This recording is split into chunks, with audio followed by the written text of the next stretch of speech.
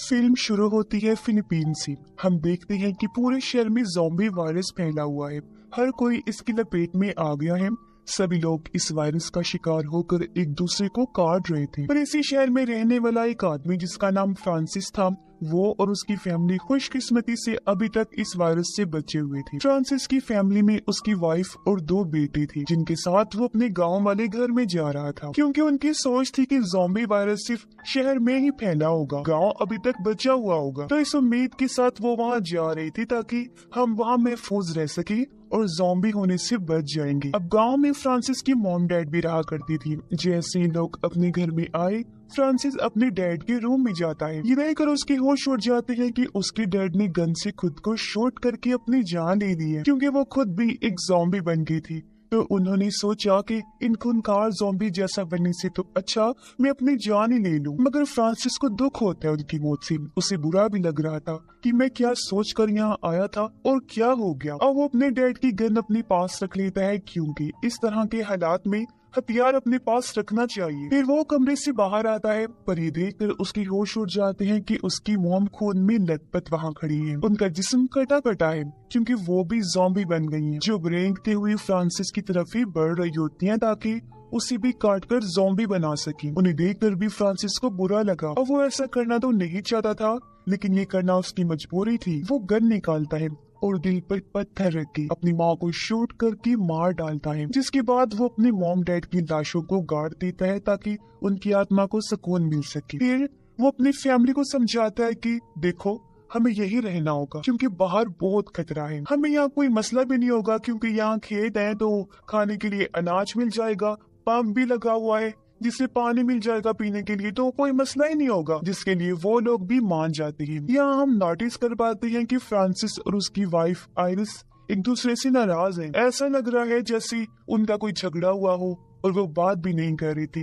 ना खुश हैं। अब वो लोग स्टोर रूम में जाने का फैसला करते हैं ताकि वहाँ से जरूरत का सामान ले सके। पर वहाँ आकर वो देखते हैं कि यहाँ तो केयर टेकर की लाश लटकी हुई है। दरअसल उसने खुद को ज़ॉम्बी से बचाने के लिए फांसी पर लटका दिया। और वहाँ कुछ मुर्गियाँ भी थी जो पिंजरे में बंद होती है। फ्रांसिस अपने बड़े बेटे को कहता है कि केयर टेकर की जेब से चाबियां निकालो और मुर्गियों को आजाद करके यहाँ मेरे पास लेकर आओ। अब उसका बड़ा बेटा बहुत डरा हुआ था, जो देखकर फ्रांसिस कहता है, अरे ये टाइम डरने का नहीं है, बल्कि यूँ समझो कि ये तुम्हारी ट्रेनिंग ही है एक तरह से, कि अगर कभी कोई ज़ॉम्बी तुम्हारे सामने आ जाए तो तुम उससे ना डरते हुए खुद को बचाने की कोशिश करो। जो सुनकर धीरे धीरे वो आगे बढ़ा, केयर टेकर की जेब से चाबियां लेने की कोशिश करता है, मगर वो इतना घबराया हुआ था कि लाश उसके ऊपर गिर जाती है और वो उसको लेकर नीचे गिर गया। अब इससे तो उसकी सांसें अटक जाती हैं। उसके ऊपर खून लगा हुआ था, इसलिए वो पंप के पास जाकर खून साफ करता है। ये देखकर आइरिस को गुस्सा आ गया। अपने बड़े बेटे के जाने के बाद वो फ्रांसिस को कहती है कि ये सब कुछ तुम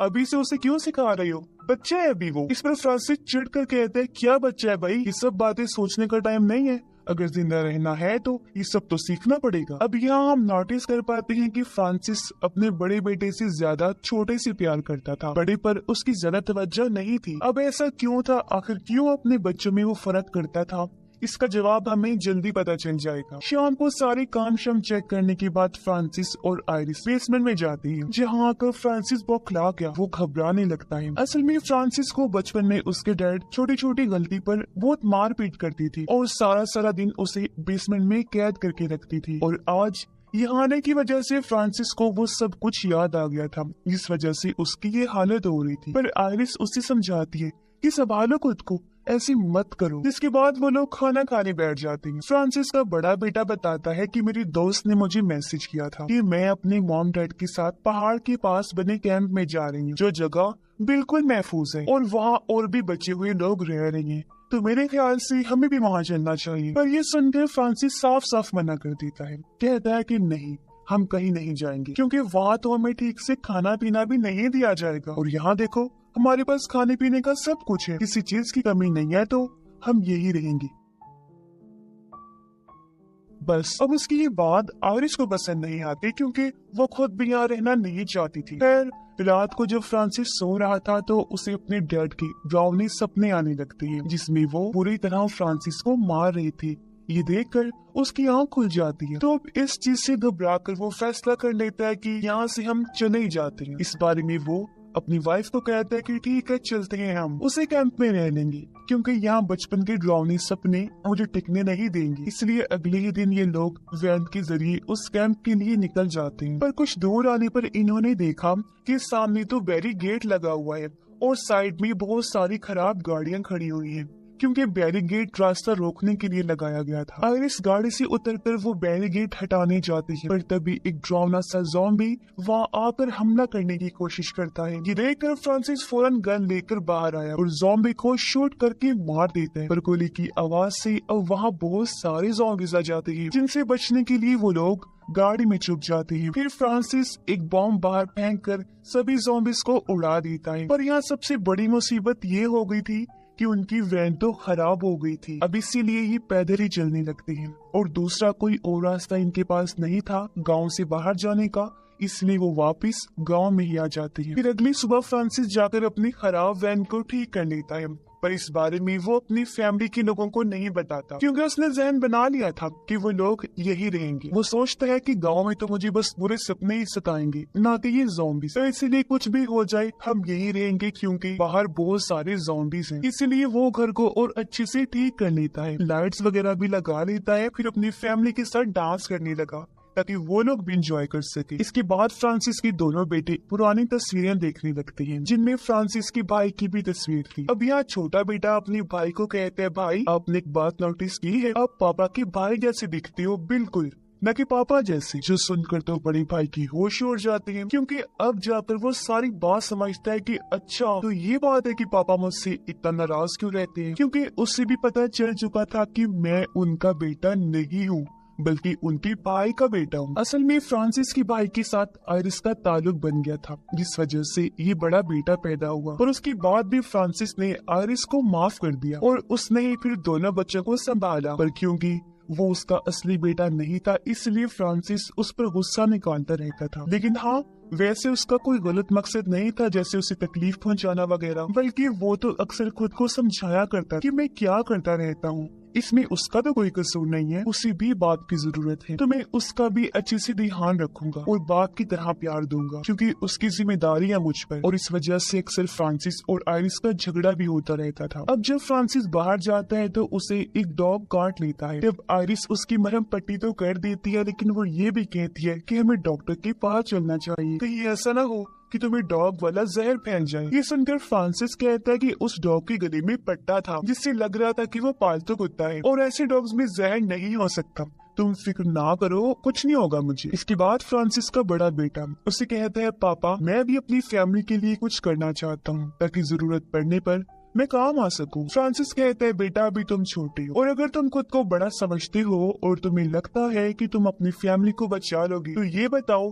कि हमें बचाने के लिए तुम किसी की जान ले सकते हो। इस पर वो हाँ में जवाब देता है, कहता है कि जी पापा, अपनी फैमिली को बचाने के लिए मैं किसी की भी जान ले सकता हूँ। इसीलिए फ्रांसिस उसे गन देकर सामने शूट करने को कहता है। अब उसका बेटा काफी डरा हुआ था, पर फ्रांसिस उसे और डराता है ताकि उसके अंदर का सारा डर ही निकल जाए। तभी यहाँ पर आयरिस और उनका छोटा बेटा भी आ गया। ये देखकर आयरिस कहती है कि तुम क्या करवा रही हो इससे, अभी वो ये करने के काबिल नहीं हुआ। फ्रांसिस देख नहीं रहे कि वो कितना डरा हुआ है। अब अपनी माँ की ये बात सुनकर वो शूट कर देते हैं, पर गोली की आवाज सुनकर वहाँ ज़ॉम्बीज़ आना शुरू हो जाते हैं, इसलिए वो लोग अपनी जान बचाने के लिए घर की तरफ भाग जाते। पर ज़ॉम्बीज़ भी उनका पीछा करते करते घर तक आ गई थी। लेकिन इससे पहले वो घर में घुसते तभी वहाँ एक बड़ी गाड़ी में कोई आ जाता है जो लाइट जलाकर हॉर्न देकर ज़ॉम्बीज़ का ध्यान अपनी तरफ करता है। जैसे ही ज़ॉम्बीज़ का ध्यान गाड़ी पर गया, वो आदमी गाड़ी लेकर वहाँ से चला जाता है और ज़ॉम्बीज़ भी पीछे पीछे भाग जाते हैं, जिससे उन लोगों की जान बच पाती है। पर फ्रांसिस ने उस गाड़ी को पहचान लिया था, जो गाड़ी दरअसल उसके भाई की थी। जी हाँ, वही भाई जिसके साथ उसकी बीवी की ताल्लुक थी और बड़ा बेटा था जिसका। तो इसीलिए अगले दिन फ्रांसिस अपने भाई से मिलने गया।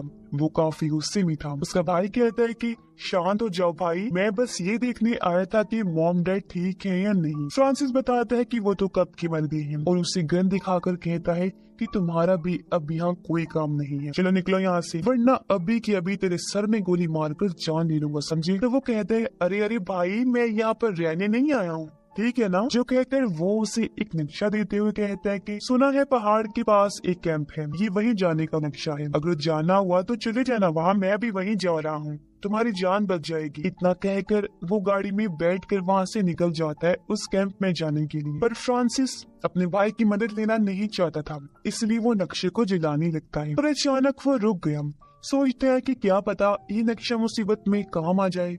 जो सोचकर वो नक्शा अपने पास रख लेता है। वापस घर आने पर वो खिड़कियों पर लकड़ियां लगा देता है ताकि ज़ॉम्बीज़ लकड़ियों की वजह से अंदर ना सके। अब उनका छोटा बेटा खेलते हुए बेसमेंट में जाता है, जहाँ उसे खिड़की से बाहर एक बूढ़ा ज़ॉम्बी दिखाई देता है, जिससे बच्चे की हालत खराब हो जाती है। तभी उसे आकर आयरिस संभालती है और कहती है कि बेटा ये बूढ़ा और कमजोर ज़ॉम्बी है, जिससे हमें डरने की कोई जरूरत नहीं है। अब उनकी ये बातें फ्रांसिस ने सुन ली थी, इसलिए वो उस ज़ॉम्बी के पास जाकर उसका सर ही जिस्म से अलग कर देता है। अब जब फ्रांसिस नहाने के लिए जाने वाला होता है तो तभी यहाँ पर उसका बड़ा बेटा आ गया, जो वहाँ पर नक्शे को देख लेता है, लेकिन इससे पहले कुछ कर पाता फ्रांसिस उसे डांट कर वहाँ से भगा देते हैं। अब यहाँ फ्रांसिस की बातों से हम अंदाजा लगा लेते हैं जैसे उसका ज़हनी तवाज़ुन कुछ खराब होता जा रहा है। अब जब रात को सब खाना खा रही थी तो बड़ा बेटा अपनी माँ को बता देता है कि डैड के पास एक नक्शा है। ये सुनकर आयरिस इस बारे में फ्रांसिस से पूछती है कि क्या ये बात सच है, तुम्हारे पास नक्शा या कोई ऐसी चीज है, जिस पर वो साफ साफ मना कर देता है कि नहीं तो मेरे पास तो ऐसी कोई चीज नहीं है, जरूर इसे कोई गलत फहमी हुई होगी। फिर वो यहाँ अपने बच्चों को भी बता देता है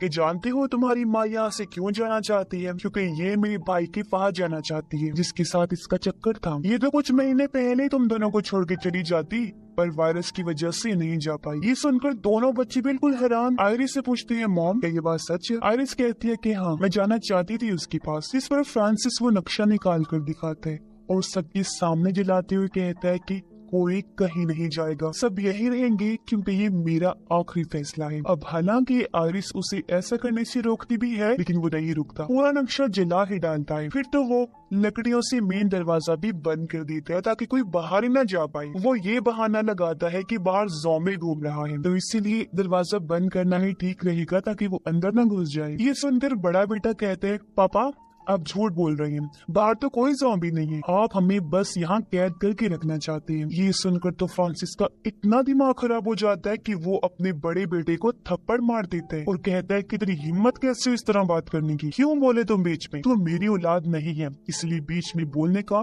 तेरा कोई काम नहीं बनता। अब तभी दरवाजे पर एक जख्मी सिपाही आकर दस्तक देता है, उससे मदद की जरूरत थी। फ्रांसिस कहता है कि चले जाओ यहाँ से, हम तुम्हें अंदर आने नहीं देंगे। अब वो सिपाही वायरस का शिकार नहीं हुआ था, इसलिए बड़ा बेटा जबरदस्ती दरवाजा खोलकर सिपाही को अंदर लेकर आ जाता है। सिपाही बताता है कि मैं पहाड़ के पास बने उस कैंप में रहता हूँ, लेकिन आज वहाँ ज़ॉम्बीज का हमला हो गया, जिस वजह से पूरा ही कैंप तबाह हो गया। तब एक आदमी गाड़ी लेकर वहाँ आया, जिसने ही मुझे उन ज़ॉम्बीज से बचाया। उसने मुझे इस घर का एड्रेस देते हुए कहा कि तुम वहाँ चले जाओ, वो मेरे भाई का घर है, तुम वहाँ आराम से रह सकते हो। सच पूछो तो बहुत ही भला इंसान था और वो यहाँ फ्रांसिस के भाई की ही बात कह रहा था। फिर कहता है कि अब न जाने वो जिंदा भी होगा या नहीं, क्योंकि मैं तो बचकर निकल गया था, लेकिन उसे ज़ॉम्बीज ने चारों तरफ से घेर लिया था। ये सुनकर आयरिस भी काफी दुखी हो जाती है, ये सोचकर कि वो भी नहीं रहा, मगर वो सिपाही को इस घर में रहने की इजाजत दे देती।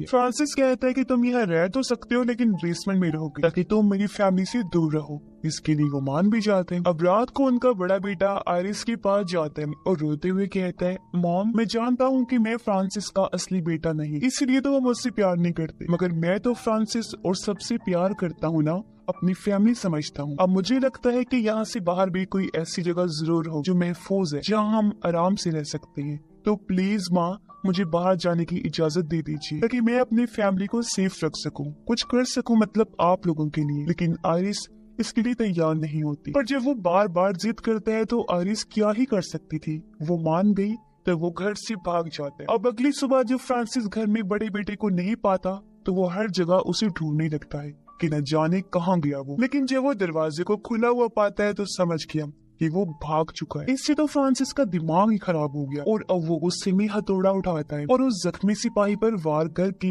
उस बेचारे की जान ले लेता है। फिर तो वो आरिस को भी मारकर बेहोश कर देता है। जब उसकी आंख खुली तो वो खुद को बेसमेंट में पाती है जहाँ छोटा बेटा भी था, क्योंकि फ्रांसिस ने दोनों को ही बेसमेंट में बंद कर दिया था, जिसका मतलब था कि वो और पागल हो गया है। तभी उसकी नजर उसी कुत्ते पर गई जिसने फ्रांसिस को काटा था। फ्रांसिस उसे पकड़कर मार डालता है और उस डॉग का मांस से खाने के लिए उन दोनों के पास लेकर जाता है। पर जब आरिस ने उसे खाने से मना किया तो गुस्से में फ्रांसिस प्लेट ही पटक के मारता है। प्लेट में चाकू था।